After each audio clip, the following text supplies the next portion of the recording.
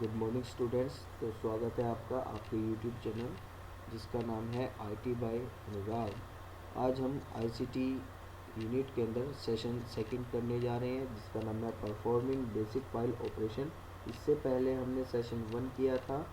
अगर आप लोगों ने वो नहीं देखा है तो इस वीडियो के डिस्क्रिप्शन में इस वीडियो में उस सेशन 1 का लिंक मिल जाएगा आपको, वहाँ से आप देखकर उसे भी देख सकते हैं। तो चलिए शुरू करते हैं आज का सेशन सेकंड आईसीटी यूनिट के अंदर परफॉर्मिंग बेसिक फाइल ऑपरेशन। तो फाइल क्या होता है? फाइल बेसिकली कंप्यूटर में हम जो भी इंफॉर्मेशन स्टोर करते हैं वह फाइल के रूप में स्टोर होती है। और डिफरेंट टाइप जो हमारी फाइल्स होती हैं, डिफरेंट टाइप्स ऑफ फाइल्स हमारे डिफरेंट टाइप्स की इंफॉर्मेशन को स्टोर करती हैं। जैसे कि अगर मैं कोई टेक्स्ट डॉक्यूमेंट बनाता हूँ लिब्रे ऑफिस राइटर के अंदर, तो उसकी एक्सटेंशन होती है .odt, मतलब ओपन टेक्स्ट डॉक्यूमेंट। उसके अंदर में जितनी भी मेरी मान लिया कोई रिपोर्ट है तो मैं उस रिपोर्ट को बनाऊंगा। अगर मुझे रेज्यूमे वगैरह बनाना है तो मैं वो टेक्स्ट डॉक्यूमेंट बनाऊंगा और उसकी एक्सटेंशन क्या रहेगी .odt। और उसके बाद अगर मैं अपना कोई डॉक्यूमेंट बनाता हूँ स्प्रेडशीट के अंदर तो वो बनाऊंगा मैं जैसे कि लिब्रे ऑफिस स्प्रेडशीट के अंदर। तो जितना भी मुझे नंबर से रिलेटेड का कोई कार्य होगा या मुझे कोई एक्सपेंस शीट बनानी होगी या सैलरी शीट बनानी होगी तो मैं वो सब कार्य स्प्रेडशीट के अंदर करूँगा। तो उसकी एक्सटेंशन क्या रहने वाली है .ods।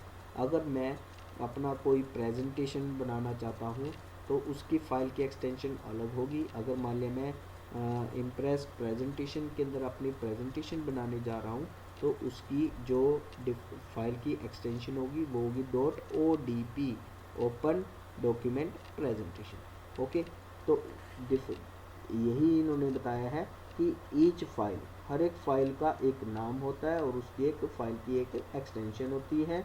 ये दोनों मिलकर एक फाइल को जो है वो आइडेंटिफाई करते हैं या फाइल टाइप को आइडेंटिफाई करती हैं। ठीक है, और ये जो फाइल नेम है और फाइल एक्सटेंशन है इन दोनों को सेपरेट किया जाता है डॉट ऑपरेटर के द्वारा। यानी कि जैसे कि मैंने अभी आपको बताया कि अगर मैं टेक्स्ट डॉक्यूमेंट बनाने जा रहा हूँ तो मान लिया मैं उस टेक्स्ट डॉक्यूमेंट का नेम रखता हूँ नेहा, और उसको मैं नोटपैड के अंदर टाइप कर रहा हूँ, बना रहा हूँ, तो उसकी एक्सटेंशन रहेगी .txt, मतलब नोटपैड के अंदर जो भी मैं फाइल बनाऊँगा उसकी टेक्स्ट डॉक्यूमेंट बनाऊँगा उसकी एक्सटेंशन रहेगी .txt, मतलब नेहा.txt। यह जो फाइल बनेगी वो किस में बनेगी? नोटपैड के अंदर। उसकी एक्सटेंशन क्या है .txt। तो वो हमेशा फाइल नोटपैड के अंदर ही ओपन होगी। ठीक है, उसके बाद इन्होंने क्या कहा है कि अगर कोई इमेज होगी, कोई पिक्चर होगी तो वो किस तरह की एक्सटेंशन होगी उसकी? हो सकता है उसकी एक्सटेंशन .jpg हो या .jpeg हो या .jif हो। तो मतलब ये एक्सटेंशन जो है वो पिक्चर के हैं, यानी कि इमेज के हैं। डिजिटल पिक्चर की जो एक्सटेंशन है वो उसका भी कुछ नेम होगा और उसकी कुछ ना कुछ एक्सटेंशन होगी।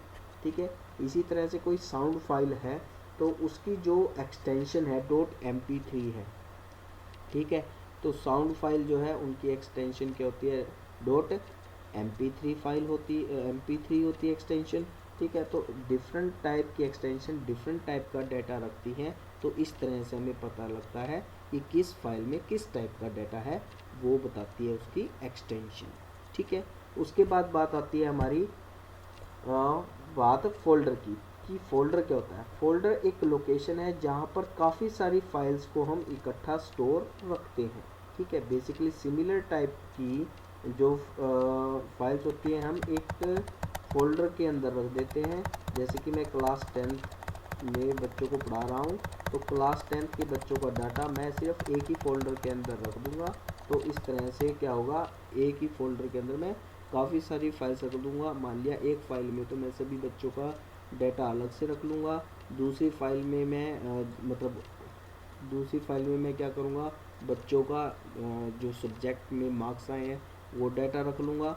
ठीक है, तो उसकी एक्सटेंशन ODS होगी। अगर मुझे कुछ प्रेजेंटेशन बच्चों ने बना के दिए हैं तो मैं सारी जो उनकी प्रेजेंटेशन की हैं वो अलग से बना सकता हूँ, मार्क्स की अलग से बना सकता हूँ, जनरल डाटा की अलग से बना सकता हूँ। तो 3-4 टाइप की मैं फाइल्स एक फोल्डर में एक जगह पे जाके स्टोर कर सकता हूँ।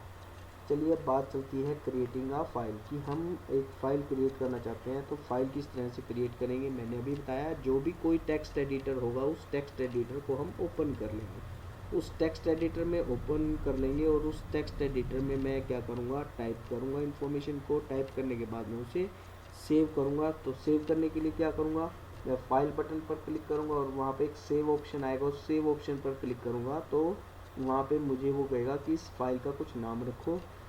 तो मैं फ़ाइल का नाम रख दूंगा, जो भी मुझे फ़ाइल का नाम देना होगा। फॉर एग्ज़ाम्पल इन्होंने नेहा कहा है तो नेहा लिख दूंगा और सेव पर बटन करूंगा, बटन पर क्लिक कर दूंगा तो क्या हो जाएगा, वो नेहा .txt नाम से मेरी फ़ाइल सेव हो जाएगी। ठीक है, तो इस तरह से मैं क्या कर सकता हूँ, एक फ़ाइल को क्रिएट कर सकता हूँ। ठीक है, इसके बाद बात आती है हमारा नेक्स्ट टॉपिक जिसका नाम है creating a folder. Creating a folder अभी जैसे कि मैंने बताया कि फोल्डर एक लोकेशन होती है जहाँ पे मैं काफ़ी सारी फाइल्स को एक साथ इकट्ठा करके वहाँ पे स्टोर कर सकता हूँ। अब मुझे फोल्डर किस तरह से क्रिएट करना है। फोल्डर को क्रिएट करने का हमारे पास सिंपल सा तरीका है। हम एक फाइल इन्होंने क्या कहा है, अब इन्होंने उबंटू नाम का जो है ऑपरेटिंग सिस्टम वो इंस्टॉल किया हुआ है, तो उसके हिसाब से बताया हुआ है कि हम फाइल एक्सप्लोरर पर क्लिक करेंगे। तो फाइल एक्सप्लोरर क्या होता है, ये हमारे पास जैसे कि ये एक ऑप्शन है, ये नीचे फोल्डर का बना हुआ, इस पर जब मैं क्लिक करता हूँ तो आपके सामने एक फाइल एक्सप्लोरर नाम से एक विंडो खुलेगी, जिस पर हम क्या कर सकते हैं, यहाँ पर जिस भी में भी फोल्डर में मैं नया फोल्डर क्रिएट करना है। अभी जैसे मेरे पास ये फोल्डर है, मैंने एम्प्लॉयबिलिटी स्किल नाम से किया हुआ है इसे, तो मैं इस पर क्या करूँगा, डबल क्लिक कर दूँगा तो मेरा ये फोल्डर ओपन हो गया। इसमें एम्प्लॉयबिलिटी स्किल की जो है वो सभी फाइल्स रखी हुई हैं। अगर मुझे अब नया फोल्डर या फाइल क्रिएट करनी है तो मैं क्या करूँगा, नया फोल्डर क्रिएट करने के लिए यहाँ पे कहीं पर भी खाली स्थान पर मैं क्या करूँगा, न्यू पर ऑप्शन राइट क्लिक करने के बाद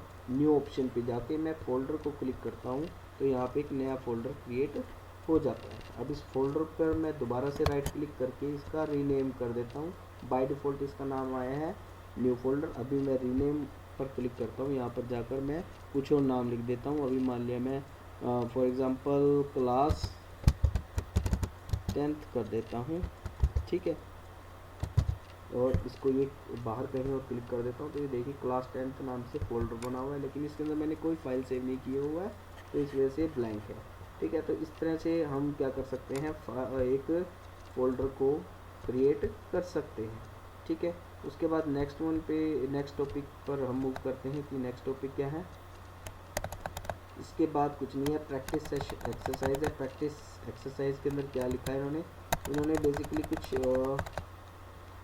चेक योर प्रोग्रेस पर क्लिक करते हैं तो इन्होंने कहा है which one you following the shortcut key is use to paste the file. कोई भी फाइल को हम पेस्ट करेंगे तो उसके लिए शॉर्टकट की क्या है, Ctrl+C। Ctrl+C का मतलब होता है कि हमें सिलेक्टेड टेक्स्ट को कॉपी करना है तो Ctrl+C करते हैं।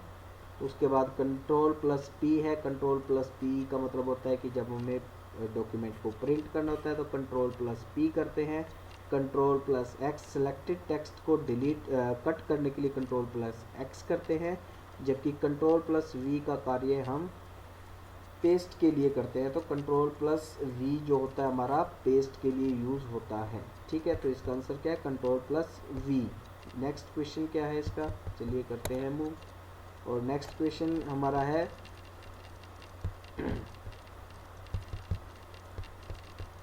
नेक्स्ट क्वेश्चन है हमारा which of the following is valid for file extension for notepad. Notepad में कौन सी हमारी एक्सटेंशन होती है, .jpg तो होता है हमारा फोटोग्राफ के लिए यानी पिक्चर्स के लिए, ये नहीं होता है। .doc ये हमारा माइक्रोसॉफ्ट वर्ड का है एक्सटेंशन। .txt ये भी कोई नहीं होता, जबकि हमारा क्या होता है .txt जो है हमारी ये नोटपैड की फाइल एक्सटेंशन होती है। तो नेक्स्ट क्वेश्चन अपना है third, what keys do you use to copy something. मतलब कौन सी कीज का यूज़ कर आप कुछ भी टेक्स्ट को कॉपी करने के लिए करते हैं। तो कंट्रोल प्लस एक्स का मतलब होता है कि आप सिलेक्टेड टेक्स्ट को कट करना चाहते हैं। कंट्रोल प्लस जेड का मतलब होता है कि आप अंडू करना चाहते हैं। कंट्रोल प्लस वाई का मतलब होता है कि आप रीडू करना चाहते हैं। जबकि कंट्रोल प्लस सी का उपयोग आप सिलेक्टेड टेक्स्ट को कॉपी करने के लिए करते हैं। तो क्वेश्चन नंबर थर्ड का आंसर होगा control plus C, use to copy something. तो इस तरह से हमारा सेशन 2 आज होता है कंप्लीट। आई होप आप लोगों को समझ में आ गया होगा। तो अगर आपको आज का वीडियो टॉपिक समझ में आ गया है तो please like and subscribe this channel. Thank you.